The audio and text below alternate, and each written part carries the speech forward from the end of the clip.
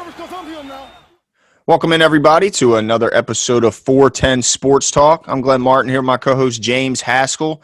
And in this episode, we're going to discuss, did John Harbaugh leave Lamar Jackson in too long in the Ravens' blowout victory over the Cleveland Browns this past Sunday?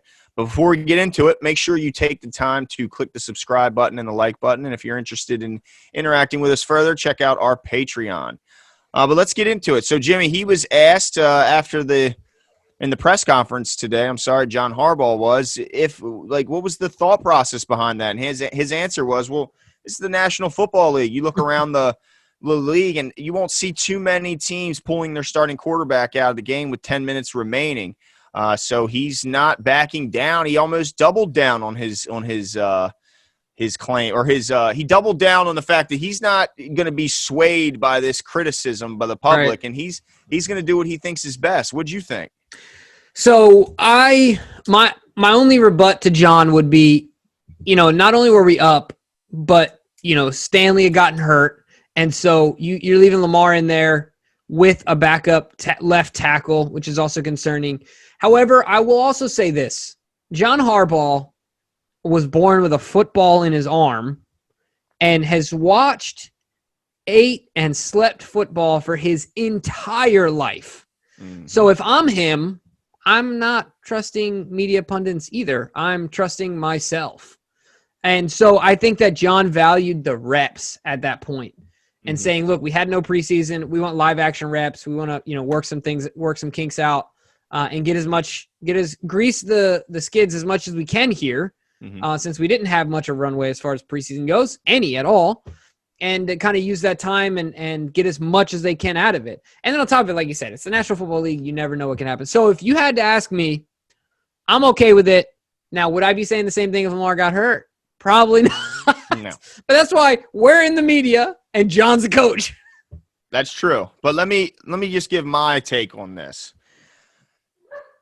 When it first happened in live time, I said, wow, I'm surprised Lamar's still out there. And I turned to my brother and I said, well, don't worry, because with this lead, they certainly won't drop him back and let him throw the ball. But they did just that. He had 3 dropbacks, including one of which where he got sacked, and it was a little bit of a scary hit just from the optics of it. It looked like he kind of got bent a little bit funny. So now, of course, he ended up being perfectly healthy. But we have to also remember that at this point in the game, Ronnie Stanley, the all-pro left tackle, is not in the game anymore. And a journeyman, I guess you could call him that, I don't know, but DJ Fluker slides in left tackle, which, by the way, he has not played tackle in quite some time. I mean, years.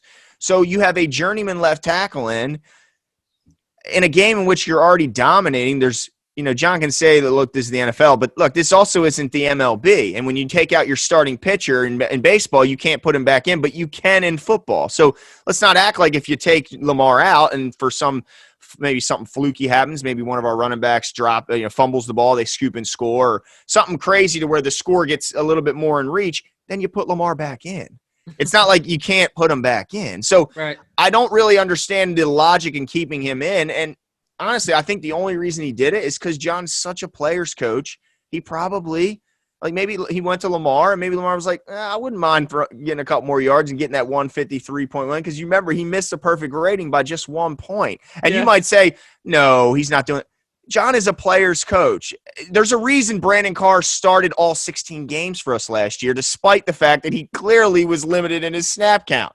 It's because he cares about the records and he cares about the stats to a certain degree when it doesn't affect the team, so I think he knew it wouldn't hurt the team in the sense that they weren't going to come back, but he's got to know that it could hurt the team in the sense that he could have gotten injured. So you got to protect your guys there. And I think in the future he probably would change that, or certainly get on the horn and say, look, G-Row, I get that, okay, we're going to leave him out there, but if we're going to throw him, let's protect him. Let's get him on a boot. Let's get him doing something he's more comfortable with. And tell him, look, if it's not there, throw it out of bounds. Yeah. So that was my only thing. How much of that do you put on Lamar, though, at the end of the day, right?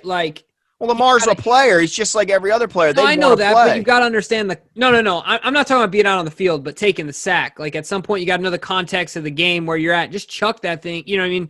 Take whatever you got to do. And even if they brought the house, and I'll say, and also, if you're Cleveland, What are you doing? If you're right, the DC, you're trying to wreck him. Exactly. You don't care about the score getting worse. That's my only concern. Some folks that are older than you and I talk about back in the day. You know, my mom always talks about how Johnny Unitas's hands would just be wrecked after every game because a quarterback was a battle of attrition. It was about surviving the beatings, right? Because you're always getting destroyed. And so, at what point? You're right. At what point do you remove Lamar from that equation? And no longer make that a possibility. While rules are much more different now and much more lenient towards quarterbacks, still you just never know. But I don't know. It's hard for me to go against John. I haven't questioned him too much in the years he's been here. But I do agree that you need to protect him. Just hand the ball What off. if Stanley? Yeah. Or what Just if Stanley's in there? Maybe it's a different story. But right. He's not. Yeah. You know. Yeah, and you got to consider all factors. Right? Absolutely. You have to consider all factors. And what's the risk reward? What's the reward? Right. Like we see the risk. The risk is Lamar Jackson gets his ankle rolled up on and he's gone for 6 weeks. What's the reward to leaving him in? I don't see a reward other than personal stats. Yeah. No, I'm with you. Well, you guys let us know what you think. Should Lamar Jackson have been in there? Well, this is a hot topic that a lot of people have been talking about. I think that if it's up to Glenn, and you can answer this if I'm mistaken here, I think Glenn would have left him out, would have taken him out of the game. But I think it's both fair for us to say that since he was in the game, they should have done a better job protecting him better at that moment and, hand the ball off. I think it was up to me. I think I would have rode with John, rode the momentum, and hope that he doesn't get hurt. But let us know what you guys think. Leave your comments, leave a like. As Glenn said at the beginning, go ahead and subscribe and check out the other things we got going on, and we'll talk to you guys soon. See you.